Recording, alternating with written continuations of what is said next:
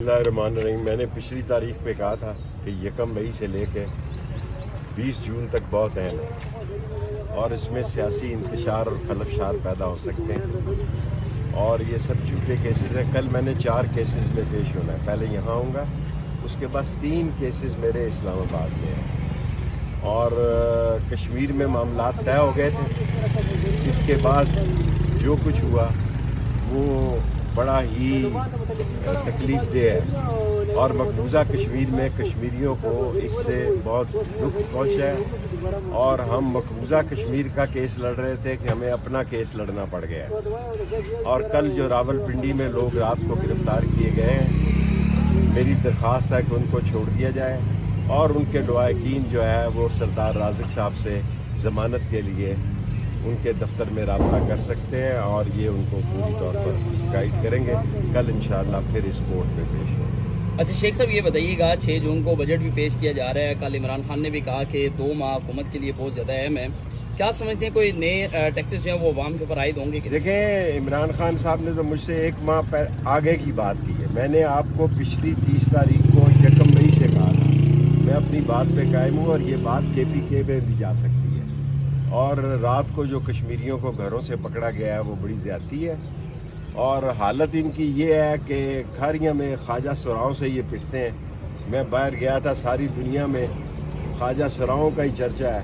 हमारे घरों में तो ये घुस गए थे, हमारे तो बच्चों को उठा के ले गए थे, हमारे तो पैसे ले गए, हमारे नकदी ले गए, हमारे जेवर ले गए, लेकिन हमने उफ नहीं की, हमने खामोशी की क्योंकि हम ब्रेक पर हैं। और ये 30 जून तक हमारी ब्रेक है और इस ब्रेक में हम समझते हैं कि हम सही मशवरे दें। सही मशवरा ये है कि कल कश्मीरियों के साथ मामला तय होने के बाद जो कश्मीरी कल वहाँ शहीद हुए हैं या ज़ख्मी हुए हैं, ये बहुत ही नागहानी वाक़या है और इसका हिंदुस्तान का मीडिया देखें कितना फ़ायदा उठा रहा है।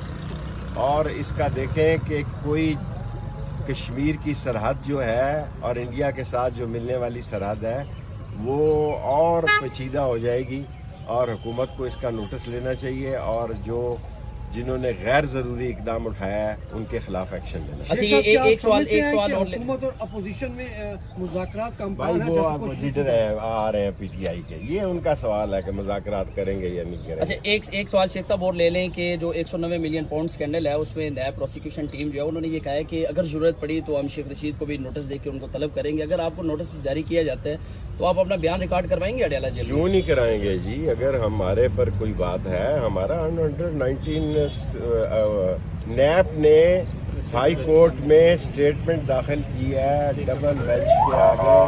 जनाब इज़्ज़त इमाम सदाकत साहब और दूसरे जो है चौधरी अब्दुल अजीज साहब या मिर्ज़ा वकास साहब के सामने, मिर्ज़ा वकास साहब के सामने और जनाब काबिल एहतराम सदाकत साहब के सामने उन्होंने स्टेटमेंट जमा कराई है कि शेख रशीद के ख़िलाफ़ ये हमें कोई मतलूब नहीं है और उसके ख़िलाफ़ कोई केस नहीं। ठीक।